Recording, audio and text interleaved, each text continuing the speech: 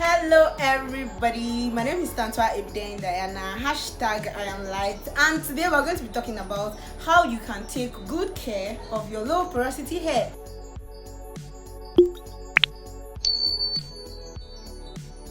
The cuticles of the hair, of low porosity hair, is tightly closed, and so it is not porous. That's where the word comes from. So let's use our fingers to, let's say, illustrate how the cuticles of the hair of low porosity hair is. So now your fingers are tightly closed.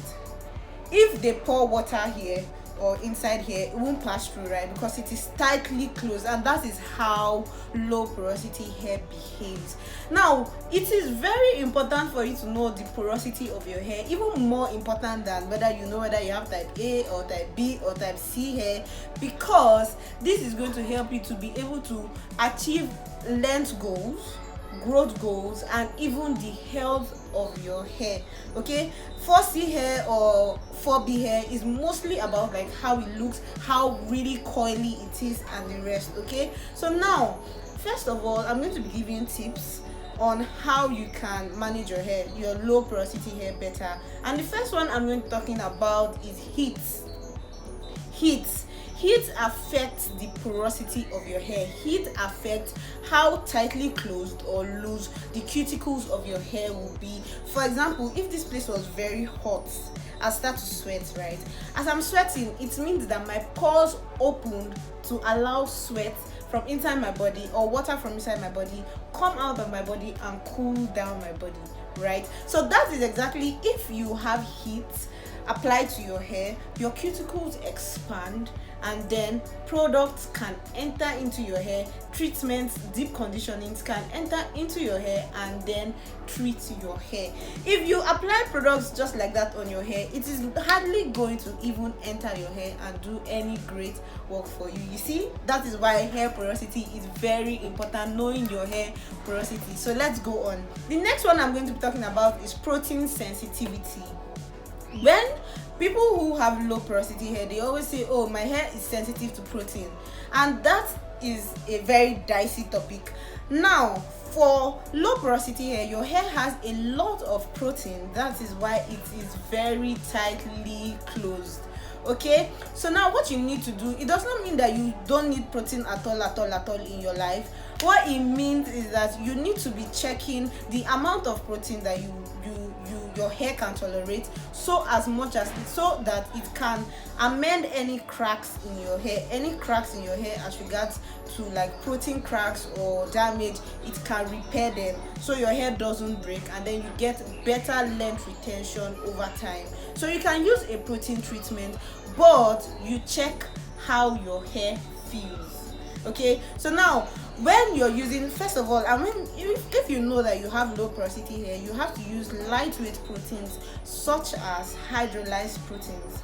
Okay, check your products, your treatments, your deep conditioners for hydrolyzed proteins. Okay, and then when you use hydrolyzed proteins, you also need to check your hair if it is very sensitive to even that lightweight protein, which I don't think it would be. Okay, since it's lightweight protein. So now when you check your hair, if your hair is stiff or too crunchy, just know that you're not supposed to use that deep conditioner. It's either you mix it and make it lighter. You can mix it with water, make it lighter before you apply it on your hair, so it's not so heavy on your hair, or you mix it with an oil.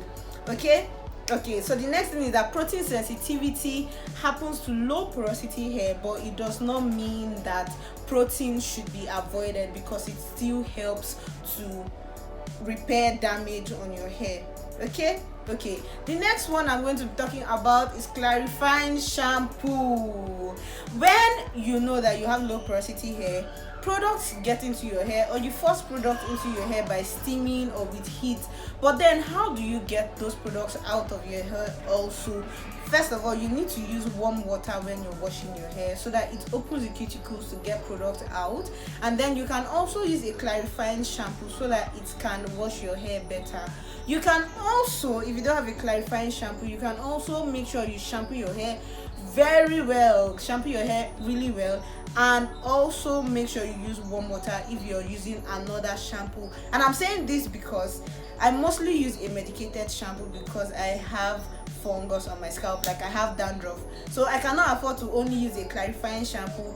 I need to use a medicated shampoo. So when you're using a medicated shampoo, also try to use warm water so that the shampoo can go into your hair and wash out the product, so you don't have product build up.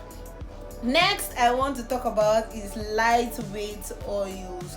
If you have low porosity hair, you need lightweight oils like penetrating oils like olive oil that can go into your hair, palm kernel oil, coconut oil. Some people say they are sensitive to coconut oil, so also you can try it out and then check if you are sensitive to it, and then you let's go. Okay, next one I'm going to be talking about is when you're using creamy products. If you're using creamy products, you need to cut down on it, or if you want to use a creamy product, you need to steam it for it to get into your hair. Does it make sense?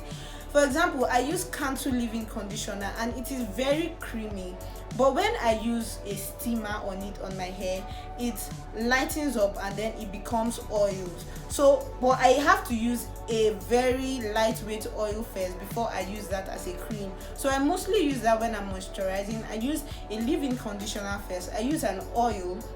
I can use olive oil or I can use the mega growth oil, and then I use the Cantu leave-in conditioner. That way when I use it on my hair and I steam my hair, everything enters into my hair and then it is sealed.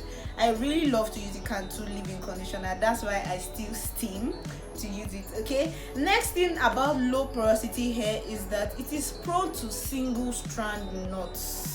And how you are going to avoid this is by making sure that you always really detangle your hair. You can use finger detangling method because it is gentler, but then when you want to make sure that you detangle everything, you know you're not going to be doing a very good job with your fingers. If you know you're not going to be really patient with your fingers and you can't use your fingers to detangle really well, go in with a wide tooth comb and get all the tangles off your hair.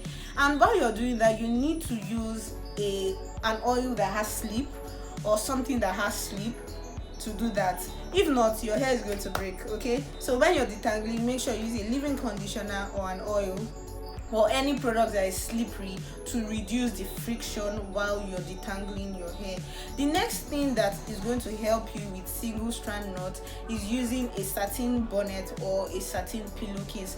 If you're using cotton is rough on the hair, just like imagining the texture of the hair and the texture of cotton. So satin material is better for when you want to sleep or when you want to like wear your hair and cover your hair from any friction.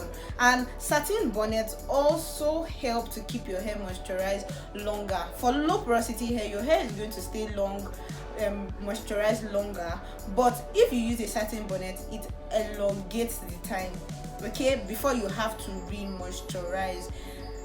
Then the last thing that I have to tell you is styling. Products for styling low porosity hair is supposed to be lightweight, or it's supposed to be gel, or it's supposed to be water based. Okay, don't use like really serious creamy products to apply on your low porosity hair, because if you do that, you're not going to get those products to get into your hair and it's just going to stand on your hair, give you flakes, and it's not going to give you any definition. And if you are styling your hair, low porosity hair is very hard to style. If you want to get a twist out from a low porosity hair, it's going to be very hard.